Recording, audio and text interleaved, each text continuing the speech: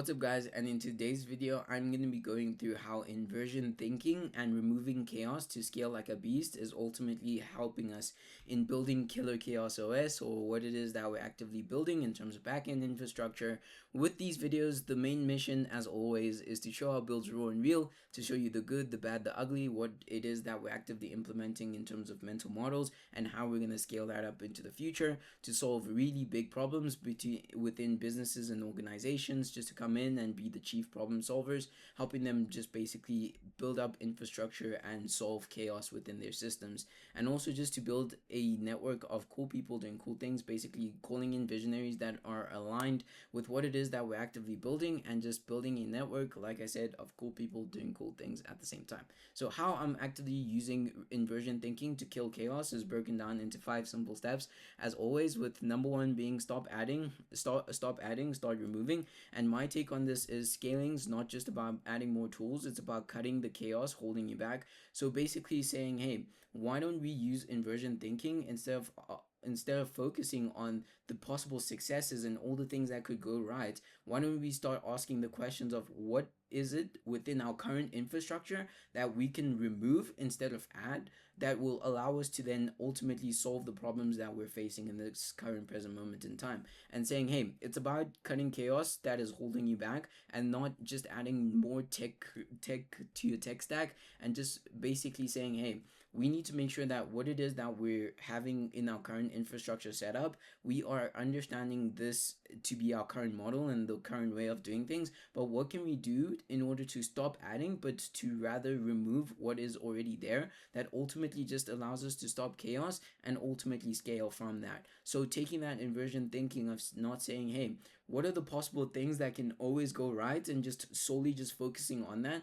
but rather asking, what are the things that are happening right now, basically the negatives, and how can we actively solve for those so that things do become positive as well? Because if you can solve the negatives, then you can ultimately create positives from that. And that's just my frame of thinking when it goes to this. And my grind is I built an automation for a client and save them 5 hours per week, to say, hey, we built this custom automation simply because we understood that from their workflow, this particular data point or this particular point was causing them friction, and ultimately understanding that, hey, this is a problem, instead of saying, hey, we need to scale, but not realizing that there is a problem in the current infrastructure setup, and stopping that instead of adding more tools to that stack, to say, hey, instead of building a automation stack, what if we just started adding different types of automations or different types of tools to add on to the current infrastructure, when that's not what is needed for that? And ultimately saying, hey, let's just build an automation based on the current setup of what is already there, and save them 5 hours. Saying, hey, they're sending out manual invoices and that is consuming 5 hours per week. What if we just automated that specific process to say, hey, if an email comes in, it sets off a trigger which automatically populates into the CRM. And ultimately just doing this saves the friction, and ultimately says, hey, that's friction gone, ultimately eliminating the friction, instead of just adding more tools or tech stacks and just plugging in different softwares to say, hey, we need to plug in XYZ, so many things, by not actively saying, hey, what are the things that we can actively cut in order to help them scale at the same time? And then saying action is list one task that's bleeding your time, saying, hey, is it manual invoicing, is it vendor delays, what is the one task that is bleeding your time, that is consuming a large chunk of your time on a day-to-day basis, and then ultimately kill it or automate it this week, to basically say, hey, we're either going to kill it or we're going to automate it. And by killing it, we mean saying, hey, let's get rid of it completely, or we're going to automate it and not just build something on top of it, which ultimately just creates a mess in the end. Because now when you have so much data that you're working with, in terms of saying, hey, we've connected XYZ to solve this problem, when you could have just removed that problem or automated it, ultimately just allows you to then say, hey, we've been focusing on the wrong issue, but ultimately using inversion thinking, which is a problem solving framework or way to think about things, ultimately allows you to see the negatives and then build the positives from there. And my personal thinking that I also just wish that I had, like especially back in school, was understanding how to actually actively think in terms of frameworks and mental models, because those problem solving skills that you learn in terms of inversion thinking, first principles, ultimately just help you understand how to solve problems and ultimately how to scale solutions as well, by focusing on solving the active chaos that is within and then scaling from there. And then saying, hey, what's the one thing silently choking your growth? So basically asking the question of saying, hey, what is the one thing within our current infrastructure setup that is killing our growth? Is it us doing things manually? And if it is, how can we then automate it? Saying, hey, we have invoices, we have chunks of invoices that we have. How can we then now kill this or just ultimately automate it? And saying, hey, we need to make sure that we are building from this by actively stopping to remove and actively by actively stopping to add, and then actively just starting to remove in that sense. And then saying, hey, we need to ultimately shine a light on chaos. And my take is no visibility equals no control. You can't see or you can't solve for what you can't see. And if it has no visibility, you ultimately have no control. If you have no control over chaos because you don't know it's there, how else are you going to solve for it? But ultimately, shining a light on that specific chaos ultimately allows you to say, hey, you're facing XYZ loss, and being able to quantify that loss on a weekly or daily basis to say, hey, let's micro/nano manage this, and say, hey, we need to understand what type of loss we are losing in terms of our current infrastructure setup, not on a day-to-day basis, but on an hourly basis. To say, on an hourly basis, how many manual tasks are we completing, and how many of those can we actively just solve for by ultimately removing and not just adding things on top of it. And then saying, hey, chaos thrives when you're blind. To say, hey, even though you don't realize that there's chaos going on, it is thriving. And ultimately, just being blind to that ultimately allows you to not understand how to solve for it.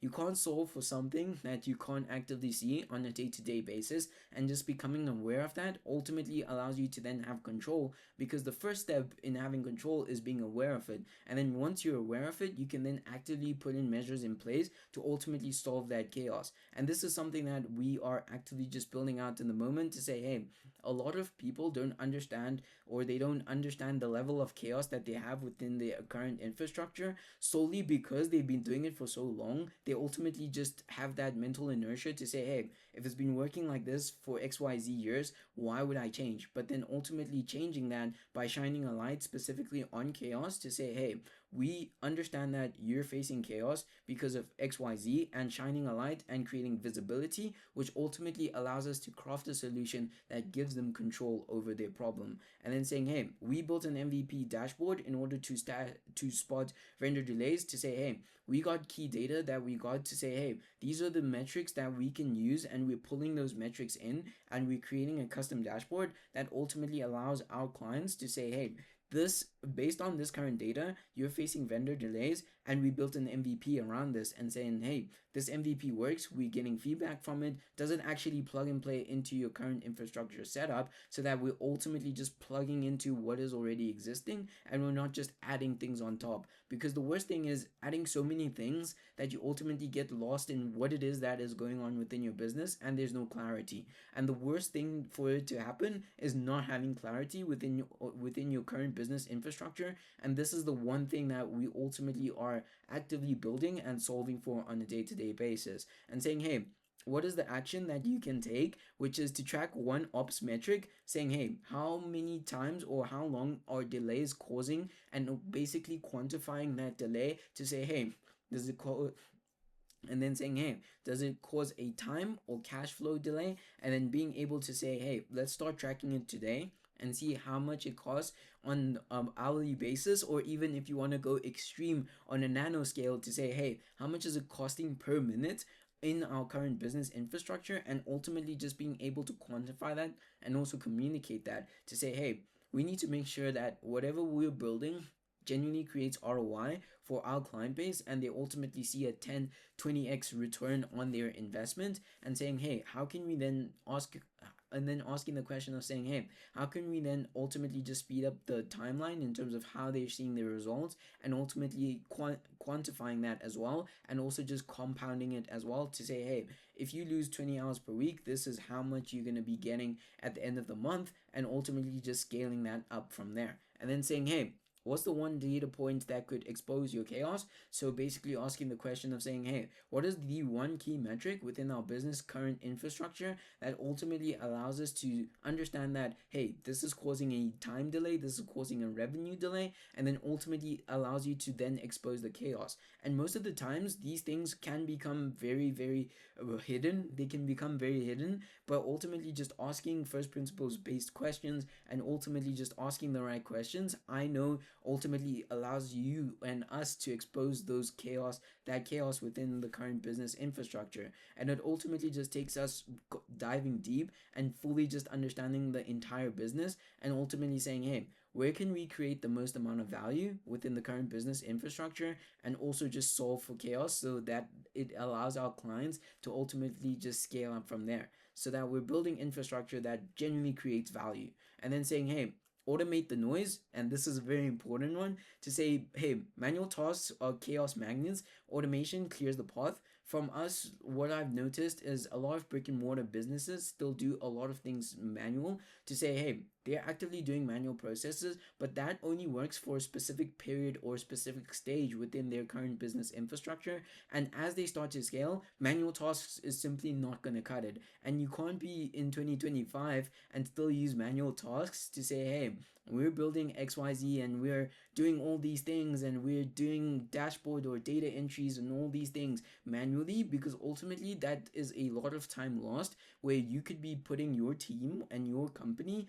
in working on things that create leverage for your business. Is it talking to clients, or is it just actively creating better products that you could be spending your time over just creating invoices and creating all these things, but rather having it streamlined and ultimately just solving for that, because automation clears the pathway for that, and saying, hey,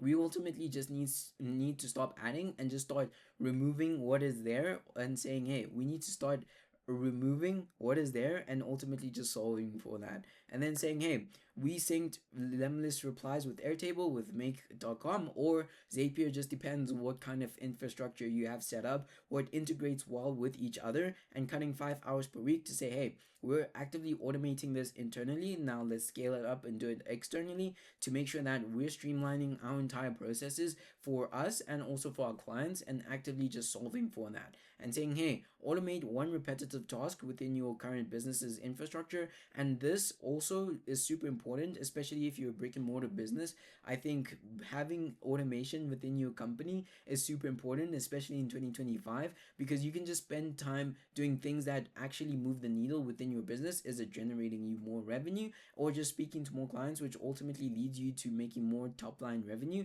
and ultimately just saying, hey, we need to not focus on $10 tasks. I think Dan Martell speaks about this, when we could be focusing on $1,000 tasks, and just ultimately just understanding that and building for that, and saying, hey, is it follow-ups? What is it that is within the business that is repetitive, that is taking up so much time within your business? Because ultimately, at the same time, you don't want to be spending money paying someone when you could ultimately just have an automation stack that ultimately solves that and does that job for them, and you don't have to take time off like from 9 p.m. It just never stops running, and saying, hey, this needs to be done this week with that sense of urgency. And then saying, hey, what's the most important automation that could free you up to say, hey, within our current business infrastructure, what can we free up that ultimately allows us to create leverage within our business and allows us to just create more top line revenue? It just depends on your goals. Do you want to have more time with your family? Do you want to have more top line revenue? What are your goals? And ultimately just building for that,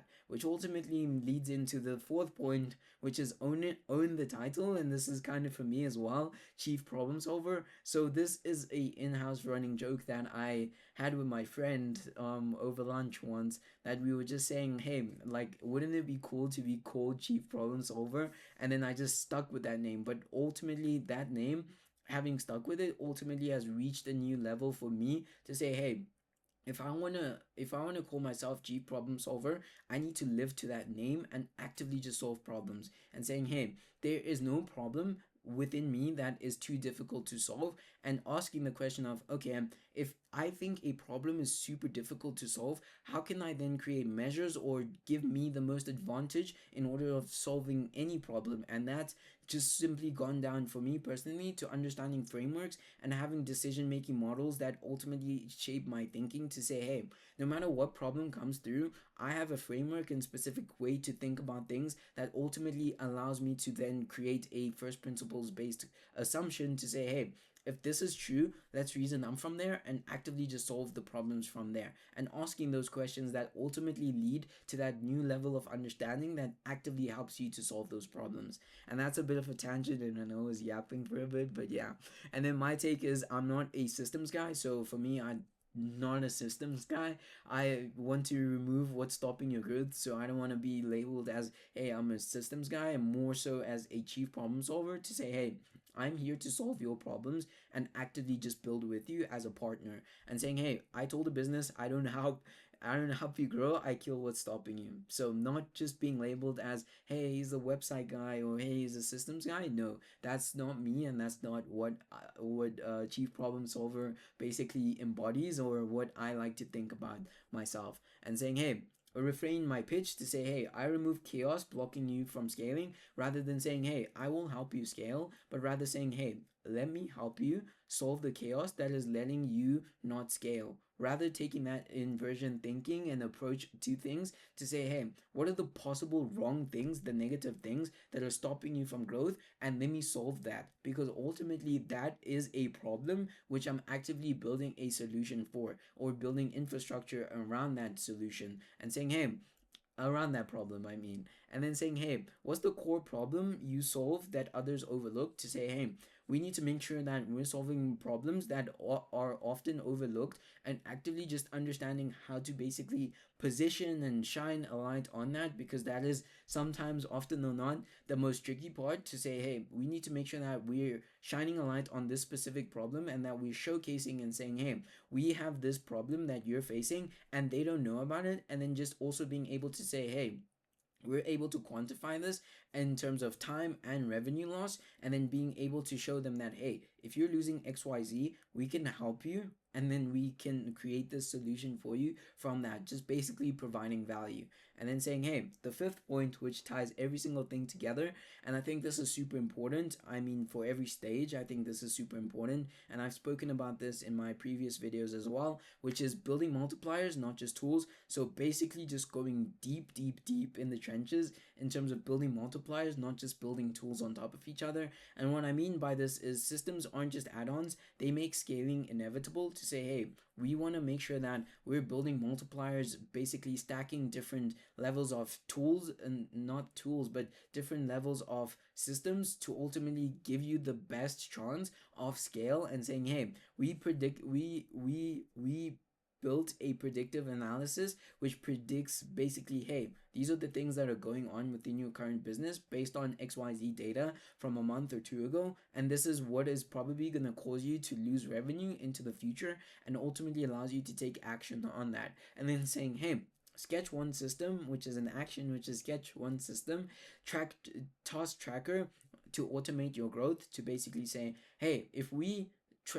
built a system around tasks, like a task tracker, how would that look? And ultimately, how can we use that to automate our growth in terms of what it is that we're actively building for and building into the future? And saying, hey, we're building this task tracker as a system. Now let's stack it. Let's stack multipliers that ultimately give us the best possible chance at success, and not just adding tools saying, hey, let's connect XYZ, let's plug in all these tools. Now you have 100 tools, and all of these tools are communicating differently with each other, and you have to integrate all of that data, because that data also needs to communicate at the same time. And then saying, hey, what's the one system that could make scaling feel automatic? Hey, what are the systems that you can stack in your favor that ultimately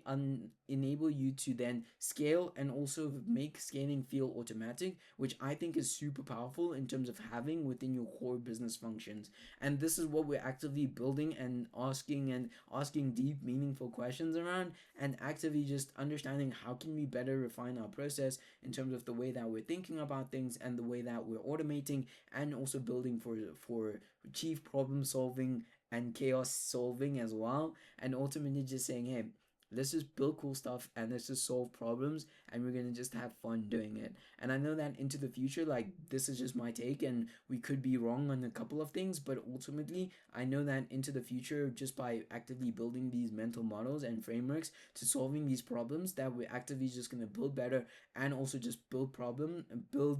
solutions that create insane amounts of value. And I know that we're gonna get there. It's just more so gonna be a time thing, and just